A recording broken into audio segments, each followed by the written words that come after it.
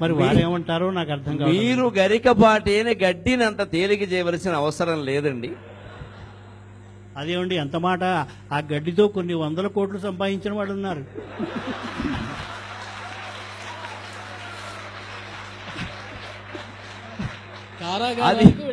అది ఈ కాలంలో. ఆ కాలంలో గడ్డి చాలా ఉపయోగపడే పనులు చేసింది. గరికయే అడ్డమై కౌశల్య కోడలి పరువు మర్యాదలు భద్రపరిచే.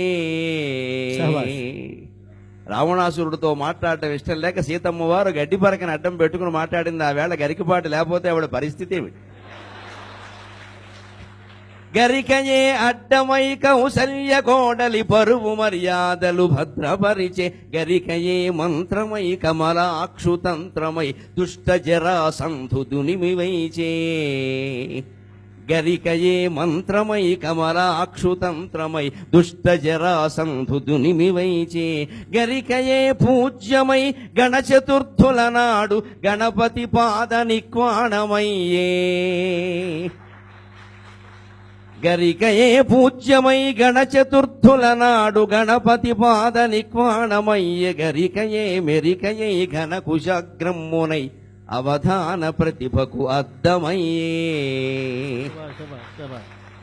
పుట్టదేవర కొమురయ్య పుట్టినిల్లు. కుమారస్వామి పుట్టింది గడ్డి పరకలలో కదా, శరవణ భవ.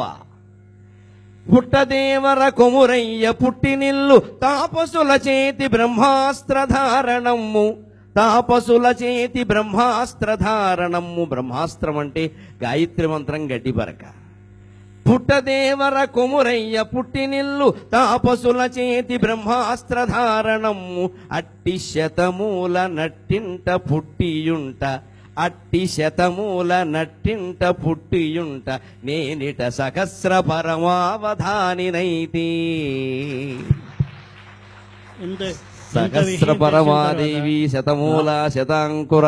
రామకృష్ణ కవీంద్ర. రామకృష్ణుడు ప్రతిభావంతుడని, అద్భుతమైన పద్య విన్యాసం కలిగినవాడని, చక్కని ప్రబంధ రచన చేశాడని, కొండకుచో హాస్యకుశలుడని మాకు తెలుసు గాని భవిష్యత్ దర్శనం కూడా కలవాడని ఇప్పుడే తెలిసింది. అయ్యా, రాబోయే జన్మలో ఏమి కాబోయేవారో కూడా మీరు ముందుగానే గ్రహించారు. దీనికి భవిష్యత్ దర్శనంతో పని ఏమిటంటే రోజు ఇంతమందితో వేగడం సహస్రావధానం కాకపోతే ఏమిటండి? ఈ అనుభవం మీద చేస్తున్నాం. మాకు ఈ పద్యం విన్న తర్వాత ఇక లోకంలో గరికి కూడా ఎవరికి దొరకదేమో అని. మహామంత్రి, మరొక రహస్యం కూడా ఇక్కడ చెప్పవలసి ఉన్నది. ఇంటి పేరు తెనాలి వారైనను వారి గ్రామము గరికిపాడు. గరికిపాటి నుండి తెనాలి అగ్రహారము పొంది తెనాలి రామకృష్ణుడిగా ఆయన ప్రసిద్ధులైనారు. అంటే పేరే కాక ఊరు కూడా మార్చుకున్నారన్నమాట. ఆ రెండేనండి, ఇంకేం మార్చలేదు.